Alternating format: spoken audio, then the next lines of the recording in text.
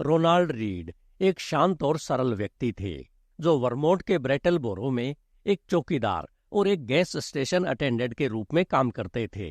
वे एक छोटे और साधारण से घर में रहते थे, सेकंड हैंड टोयोटा यारिस चलाते और सस्ते दामों पर मिलने वाले कपड़े पहनते थे।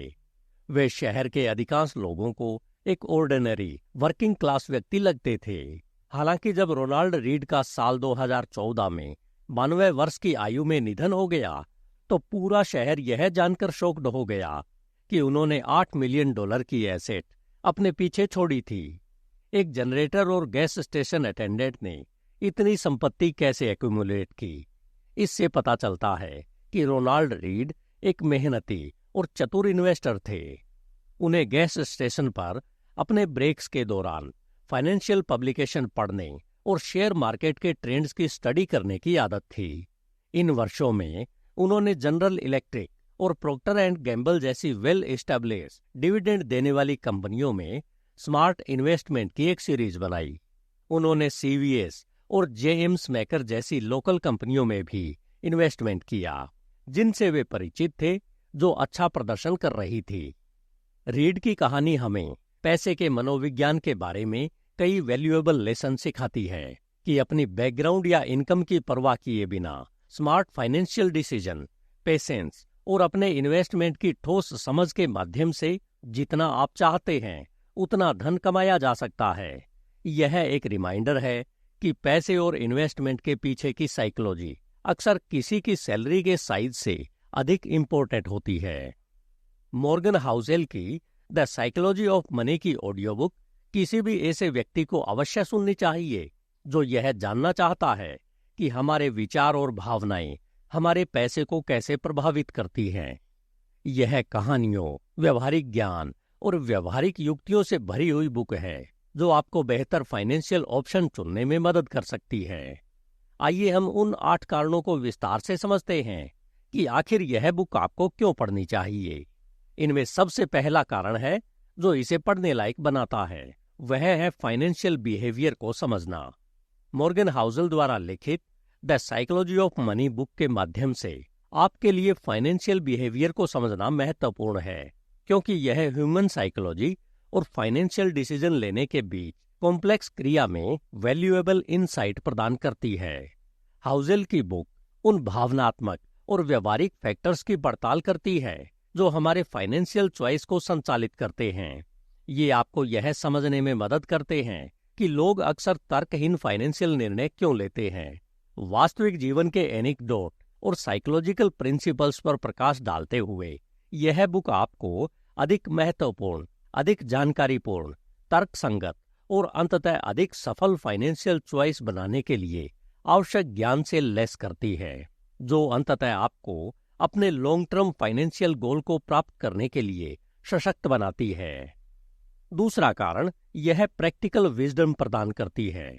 मॉर्गन हाउसेल द्वारा लिखित द साइकोलॉजी ऑफ मनी में व्यवहारिक ज्ञान को फाइनेंशियल सफलता के एक प्रमुख पहलू के रूप में जोड़ दिया गया है। बुक का तर्क है कि ट्रेडिशनल फाइनेंशियल एडवाइस अक्सर फॉर्मूला और स्ट्रेटेजी पर फोकस्ड होती है। सच्चे फाइनेंशियल ज्ञान में ह्यूमन बिहेवियर, इमोशन और फाइनेंशियल मार्केट के अनप्रेडिक्टेबल नेचर को समझना शामिल होता है। इस संदर्भ में व्यवहारिक ज्ञान अच्छे फाइनेंशियल डिसीजन लेने के बारे में है, जो किसी के मूल्यों, लक्ष्यों और जीवन परिस्थितियों के अनुरूप हो।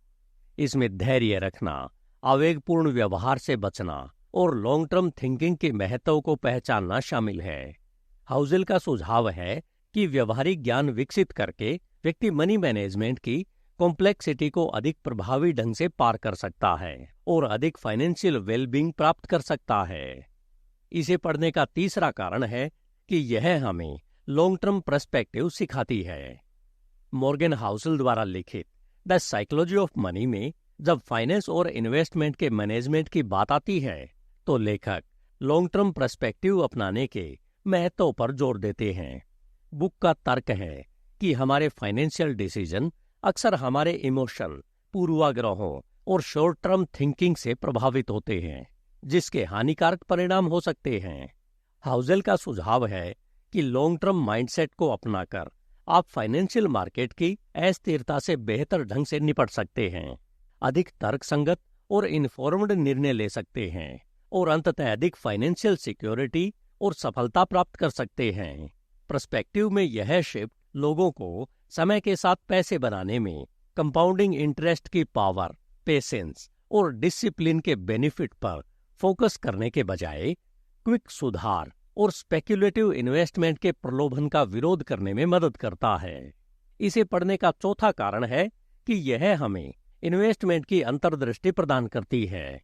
इस बुक के माध्यम से इन्वेस्टमेंट इनसाइट फाइनेंशियल निर्णय लेने में ह्यूमन साइकोलॉजी की महत्वपूर्ण भूमिका पर जोर देती है। इन्वेस्टमेंट के व्यवहार संबंधी पहलुओं पर गहराई से चर्चा करते हुए यह बुक इस बारे में मूल्यवान अंतर्दृष्टि प्रदान करती है कि लोग कुछ फाइनेंशियल विकल्प क्यों चुनते हैं, जो अक्सर इमोशन और कॉग्निटिव पूर्वाग्रहों से प्रेरित होते हैं। वास्तविक दुनिया के फैक्टर्स और ऐतिहासिक उदाहरणों के माध्यम से यह फाइनेंशियल सफलता प्राप्त करने में धैर्य, अनुशासन और लॉन्ग टर्म पर्सपेक्टिव के महत्व को अंडरलाइन करती है। इन्वेस्टमेंट के खेल में मनोवैज्ञानिक कारकों को समझकर इन्वेस्टर अधिक इन्फॉर्मेटिव निर्णय ले सकते हैं और समय के साथ अधिक पैसा बना सकते हैं, जिससे द साइकोलॉजी ऑफ मनी अधिक ज्ञान और अंतर्दृष्टि के साथ फाइनेंस की जटिल दुनिया में नेविगेट होने के इच्छुक किसी भी व्यक्ति के लिए एक अनिवार्य संसाधन बन जाती है। इसे पढ़ने का पांचवां कारण है कि यह हमें बेहतर निर्णय लेने की क्षमता प्रदान करती है। मॉर्गन हाउसेल द्वारा लिखित the psychology of money personal finance और इन्वेस्टमेंट के व्यवहारिक और मनोवैज्ञानिक पहलुओं पर गहराई से विचार करके बेहतर निर्णय लेने की पेशकश करती है।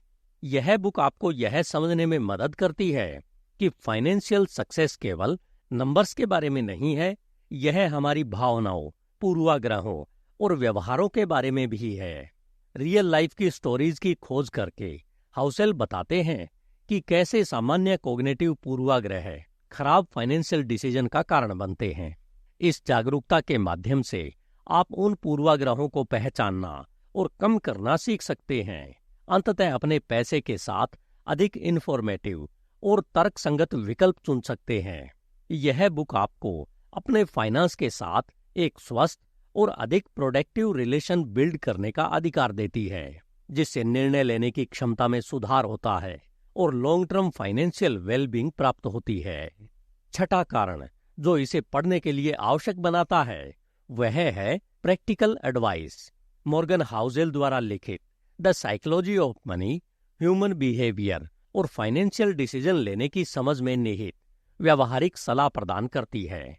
हाउसेल इस बात पर जोर देते हैं कि हमारी फाइनेंशियल सफलता अक्सर जटिल रणनीतियों या इन्वेस्टमेंट से नहीं, बल्कि हमारी अपनी भावनाओं, पूर्वाग्रहों और आदतों से निर्धारित होती है। वे लॉन्ग टर्म वेल्थ के निर्माण में धैर्य, विनम्रता और प्रतिकूल परिस्थितियों का सामना करने की क्षमता के महत्व पर प्रकाश डालते हैं। फाइनेंशियल डिसीजन को प्रभावित करने वाले साइकोलॉजिकल फैक्टर्स को पहचानकर आप अधिक इन्फॉर्म्ड ऑप्शन चुन सकते हैं, सामान्य नुकसान से बच सकते हैं और अंततः अधिक फाइनेंशियल स्थिरता और सफलता प्राप्त कर सकते हैं। हाउसेल के बुक साइकोलॉजी और फाइनेंस के अंतर संबंध में मूल्यवान अंतर्दृष्टि प्रदान करती है, पाठकों को मनी मैनेजमेंट की जटिलताओं को सुलझाने के लिए एक्शनेबल सलाह प्रदान करती है। इसे पढ़ने का सातवां कारण यह है कि यह हमें फाइनेंशियल साक्षर करती है। मॉर्गन हाउसेल द्वारा लिखित the psychology of money human psychology और फाइनेंशियल डिसीजन लेने के बीच जटिल संबंधों पर प्रकाश डालकर फाइनेंशियल लिटरेसी के महत्वपूर्ण महत्व को अंडरलाइन करती है। हाउसेल स्पष्ट करते हैं कि कैसे आपकी भावनाएं, पूर्वाग्रह और व्यवहार संबंधी प्रवृत्तियां उनके फाइनेंशियल ऑप्शंस पर महत्वपूर्ण प्रभाव डालती है, जिसके अक्सर हानिकारक परिणाम होते हैं। साइकोलॉजिकल फैक्टर्स को समझकर आप समझ सकते हैं कि लोग तर्कहीन फाइनेंशियल डिसीजन क्यों लेते हैं और बदले में फाइनेंशियल लिटरेसी की आवश्यकता को पहचानते हैं। यह बुक एक सशक्त रिमाइंडर के रूप में कार्य करती है कि फाइनेंशियल एजुकेशन केवल नंबर्स और फॉर्मूला के बारे में नहीं है, बल्कि आपको विवेक और ज्ञान के साथ धन के जटिल परिदृश्य को नेविगेट करने के लिए आवश्यक ज्ञान और मानसिकता से लैस करने के बारे में है। इसे पढ़ने का 8वां कारण यह है कि यह आपको बेहतर फाइनेंशियल वेलबींग की ओर बढ़ने की प्रेरणा देती है। मॉर्गन हाउसेल द्वारा लिखित द साइकोलॉजी ऑफ मनी आपको मनी मैनेजमेंट के व्यवहारिक और मनोवैज्ञानिक पहलुओं पर ध्यान देकर बेहतर फाइनेंशियल वेलबींग प्राप्त करने में मदद करती है। उन सामान्य नुकसानों और पूर्वाग्रहों की खोज करके जिनका सामना लोग अक्सर फाइनेंशियल निर्णय लेते समय करते हैं, जैसे कि अति आत्मविश्वास और चूक जाने का डर, यह बुक आपको बेहतर फाइनेंशियल ऑप्शन चुनने के लिए आवश्यक ज्ञान और अंतर्दृष्टि से सुसज्जित करती है। यह धैर्य, दीर्घकालीन सोच और रिस्क मैनेजमेंट के महत्व पर जोर देती है। आपको अपने फाइनेंस के लिए अधिक तर्कसंगत और टिकाऊ दृष्टिकोण अपनाने के लिए प्रोत्साहित करती है। अंततः यह बुक आपको पैसा बनाने, अपने फाइनेंशियल लक्ष्यों को प्राप्त करने और अधिक सुरक्षित और महत्वपूर्ण फाइनेंशियल भविष्य का आनंद लेने का अधिकार देती है। संक्षेप में, the psychology of money personal finance पर मूल्यवान अंतर्दृष्टि, व्यवहारिक ज्ञान और एक नया दृष्टिकोण प्रदान करती है। चाहे आप अभी अपनी फाइनेंशियल यात्रा शुरू कर रहे हो या अपने मनी मैनेजमेंट स्किल को बढ़ाना चाह रहे हो, यह बुक आपकी फाइनेंशियल लिटरेसी और निर्णय लेने में सुधार के लिए एक एक्सीलेंट रिसोर्स हो सकती है। धन्यवाद। HindiAudiobook.com। आपका दिन शुभ हो।